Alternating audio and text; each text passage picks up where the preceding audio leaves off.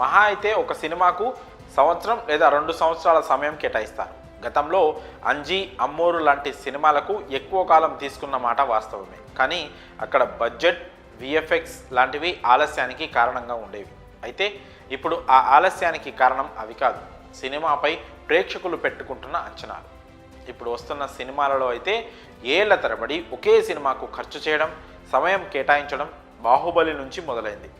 Part 1కు normal hit వచ్చి ఉంటే ఆ తర్వాత పార్ట్ 2 త్వరగానే రిలీజ్ అయ్యి ఉండేది. కానీ ఈ అంచనాల వలన అవి కాస్త అద్భుతంగా తీర్చిదిద్దడానికి ఎక్కువ సమయం తీసుకోవాల్సి వచ్చింది. పుష్ప విషయంలోనూ అదే జరిగింది. అప్పుడెప్పుడో వచ్చిన పార్ట్ 1 సూపర్ డూపర్ హిట్ అవ్వడంతో పార్ట్ 2 ఇప్పటికి రిలీజ్ అవుతోంది. నార్మల్ హిట్ అయి ఉంటే ఈ పాటికి బన్నీ ఓ 2 సినిమాలు చేసేవాడేమో. కానీ ఈ విపరీతమైన హైప్, క్రేజ్ వలన మొత్తానికి పుష్ప కంప్లీట్ అవ్వడానికి 5 ఏళ్లు పట్టింది. ఎటకేలకు డిసెంబర్ 5న పుష్ప మానియాను ఎక్స్పీరియన్స్ చేయబోతున్నారు అభిమానులు. ఈ సినిమా ఎలాగూ బ్లాక్ బాస్టర్ కొట్టేస్తుంది, అందులో ఎలాంటి సందేహం లేదు. ఎందుకంటే ఇప్పుడు వరల్డ్ వైడ్గా బన్నీకి ఉన్న క్రేజ్ అలాంటిది.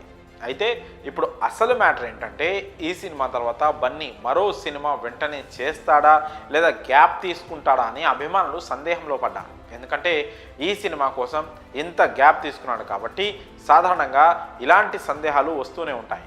బాహుబలి తర్వాత ప్రభాస్ అభిమానులు కూడా ఇలానే ఫీల్ అయ్యారు. కానీ డార్లింగ్ మాత్రం ఇప్పుడు ఆ గ్యాప్ను ఫుల్ఫిల్ చేస్తూ వరుస సినిమాలను అనౌన్స్ చేసేశాడు.